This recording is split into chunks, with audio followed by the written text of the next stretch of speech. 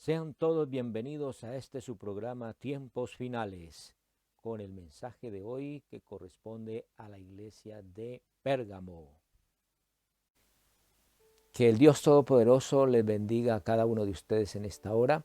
Doy gracias a Dios por haberme permitido nuevamente estar aquí con un nuevo mensaje acerca de la iglesia de Pérgamo. Ya en anteriores ocasiones estuve enseñando acerca de la iglesia de Éfeso y la iglesia de Esmirna. Quiero que presten mucha atención, por favor, a este mensaje. Dispongan su espíritu, su alma, todo su ser, para que pueda a través de esta enseñanza aprender de la palabra de Dios y cómo Dios puede actuar en tu vida y puede cambiar aquellas cosas que aún todavía no has podido cambiar y que Dios desea que tu vida crezca, tu vida espiritual. Bien, entonces vamos al tema de hoy, el mensaje a la iglesia de Pérgamo. Pérgamo significa casada. La iglesia de Pérgamo estaba a 70 kilómetros de Esmirna y a 160 kilómetros de Éfeso. Era famosa por su biblioteca y reunía a más de 200,000 pergaminos escritos. Esta biblioteca competía con la biblioteca de Alejandría y dio origen al Pérgamo, o el pergamino, perdón, dio origen al pergamino. El pergamino fue quien sustituyó al papiro, y el pergamino era súper costoso en esa época o en ese tiempo allí en la ciudad. Vamos entonces a Apocalipsis capítulo 2, versículo 13, y vamos a mirar unas cositas muy importantes que sucedía en esta ciudad y lo que sucedía en la iglesia de Pérgamo. Dice: yo conozco tus obras y dónde moras, donde está el trono de Satanás. Resulta que en esta ciudad la mayoría de los habitantes allí reinaba la superstición, la idolatría y la hechicería y la persecución a los cristianos. Ahí perseguían mucho a los cristianos porque se oponían prácticamente a todo esto. Allí se encontraba el centro del culto imperial, el colegio de sacerdotes y templos paganos. En Pérgamo se encontraba el altar para la medicina, que era otro dios pagano, y de ahí viene la serpiente o el símbolo que se usan los médicos actualmente o la medicina actualmente, que es la serpiente. En ese tiempo la gente no se sanaba por la medicina en sí, sino que lo hacían a través de la hechicería y los conjuros.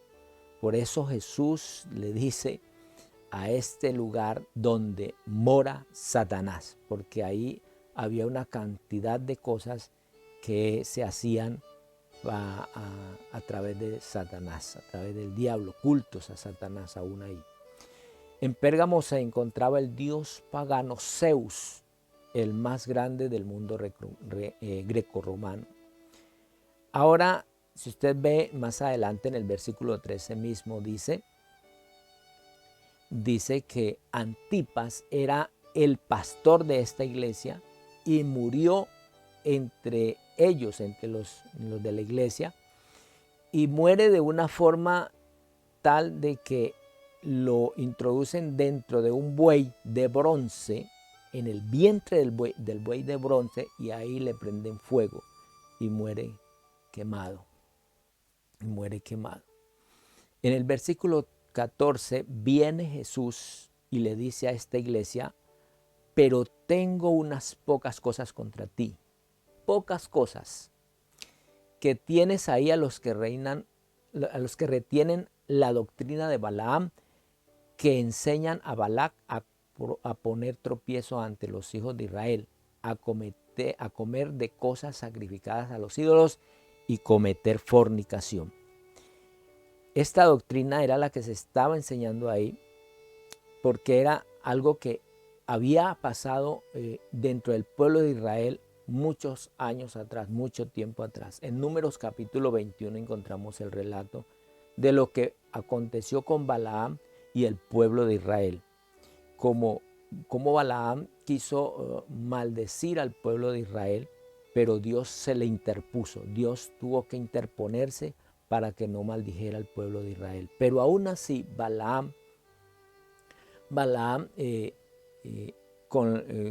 condujo al pueblo de Israel con esta doctrina de comer cosas sacrificadas a los ídolos y de cometer fornicación. Y esto hizo que el pueblo de Israel pecara. Ahora bien, esto estaba aconteciendo entonces allí en la iglesia en Pérgamo. El versículo 15 dice, y también tienes a los que retienen la doctrina de los nicolaítas, la que yo aborrezco. Esta doctrina era conocida en las ciudades de Éfeso y Pérgamo. Estas doctrinas estaban allí en este lugar. En esta iglesia se le acusaba de complacer a la sociedad más que agradar a Dios. Era una iglesia casada con la mundanalidad. Jesús Jesús la acusa por dejarse arrastrar por las falsas doctrinas como las de los nicolaitas y las doctrinas de Balaam. Ahora, ¿en qué consistía la doctrina de los nicolaitas?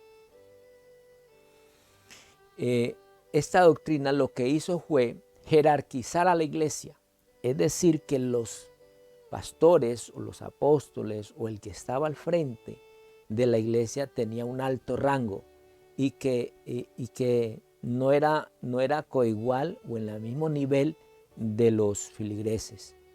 Entonces exaltaron al ministro y lo pusieron en alto, por eso le cambió la forma, destruyó la forma que había antes, que era una forma horizontal donde todos eran iguales, donde todos tenían el mismo privilegio, ¿sí? Así fuese un pastor, fuese un evangelista, fuese un apóstol, tenía el mismo privilegio, la misma condición, porque eso es lo que somos delante de Dios. Pero ellos elevaron esa posición y lo hicieron, en vez de estar de una forma horizontal, lo que hicieron fue hacer algo piramidal. Entonces el que estaba a la cabeza era el más alto y los filigreses eran los que estaban bajo su dominio, por decirlo así. Eran los de menos rango. Entonces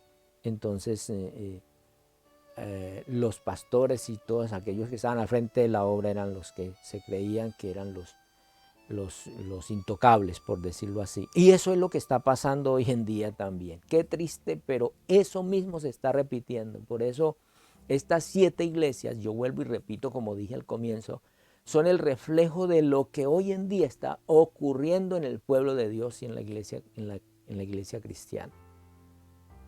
Entonces, esa obra es la obra de la doctrina de los nicolaitas, donde Dios dice que Él aborrece, porque nadie es más que otro.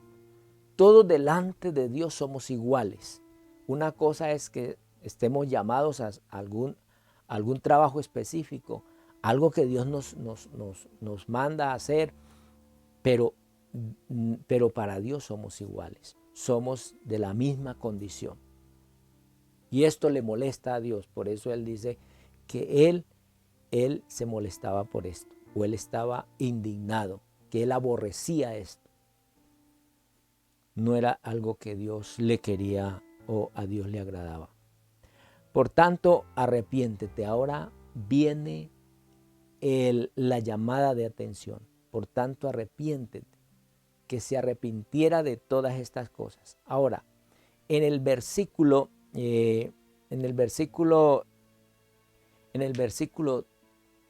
13 o 12, perdón, Jesús le dice al apóstol Juan que le escriba al ángel de la iglesia en Pérgamo, que le escriba al pastor de la iglesia en Pérgamo,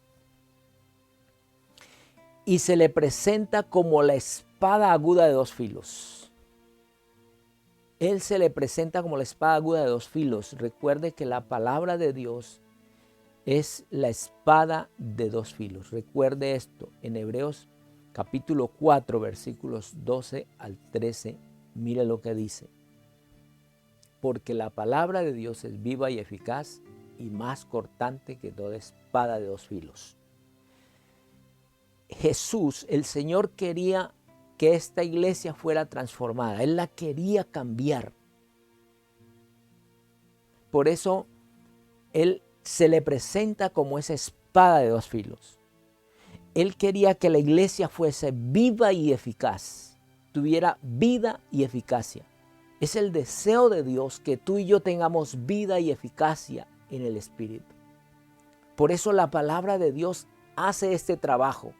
Y Jesús se le presenta de esta manera a la iglesia en Pérgamo. Y también le dice, y luego dice, y más cortante que toda espada de dos filos, que penetra hasta partir el alma y el espíritu. Jesús quería darle vida y eficacia a esta iglesia, pero también Jesús quería cambiar y destruir esos sentimientos mezclados que tenían con el mundo, esos sentimientos paganos. Hay mucho creyente, y que ojalá este no sea el caso suyo, pero si lo es, pues es tiempo de reflexionar frente a esto, en el cual tenemos que arrepentirnos, de cambiar esos sentimientos mezclados con el mundo, de que hoy un pie está en el mundo y otro está en la iglesia, de que estamos caminando de una forma no eficaz y que nuestros pensamientos están más hacia lo terrenal, hacia lo que está en este mundo y no en lo que Dios quiere que nosotros nos concentremos. Jesús quería transformar y crear un alma en cada persona de la iglesia de Pérgamo. Como hoy en día Jesús quiere cambiar y transformar tu alma y mi alma en estos tiempos. Estos tiempos que son tiempos difíciles para la iglesia, para el cristianismo. Hay muchos que se han debilitado y están totalmente cansados, como que no saben qué hacer, porque están más apegados hacia el mundo, porque ahora el mundo los está arrastrando. Por eso él sigue diciendo ahí en Hebreos capítulo 4, versículos 12 y 13, sigue diciendo que es una espada de dos filos y penetra hasta partir el alma y el espíritu, las coyunturas y los tuétanos, y discierne los pensamientos y las intenciones del corazón.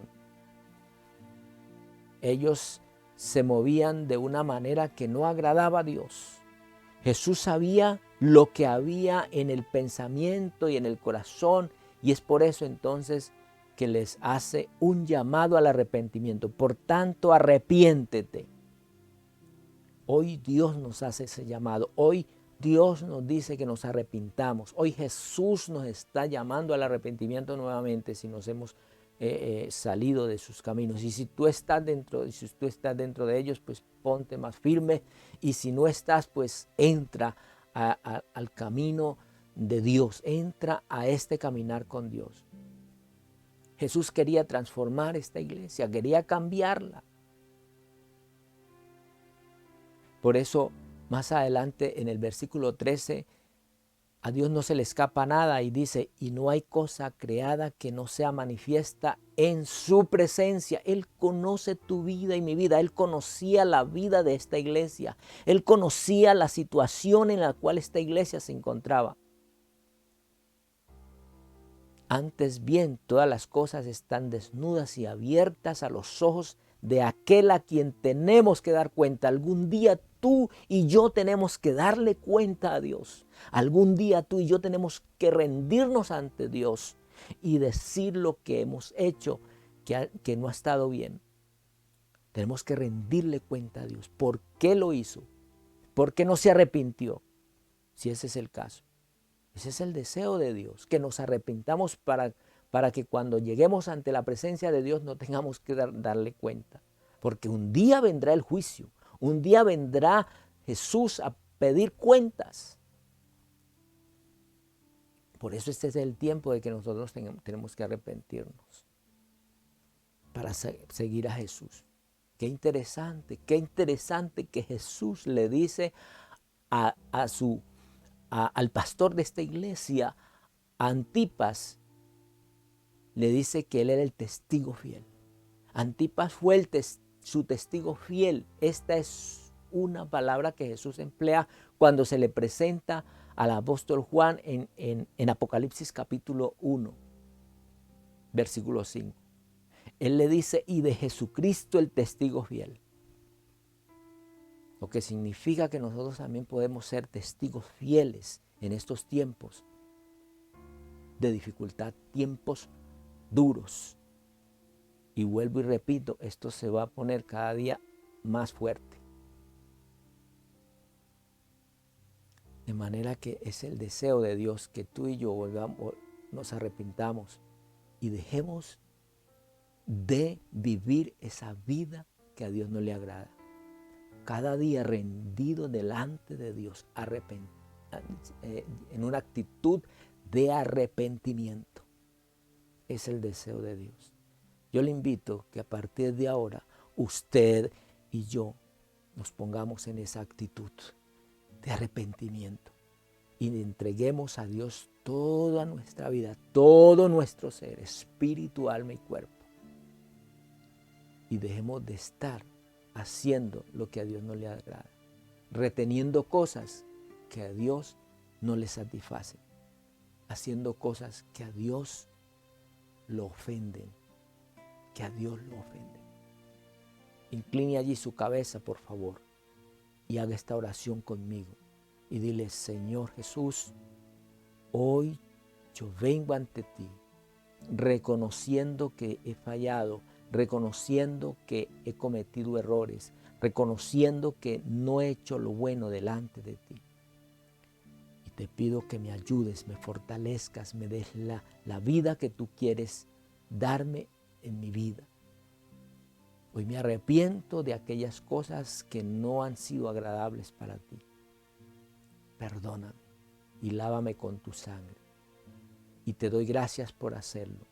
Y ayúdame a cambiar aquellas cosas que no he podido cambiar. En el nombre de Jesús. Amén.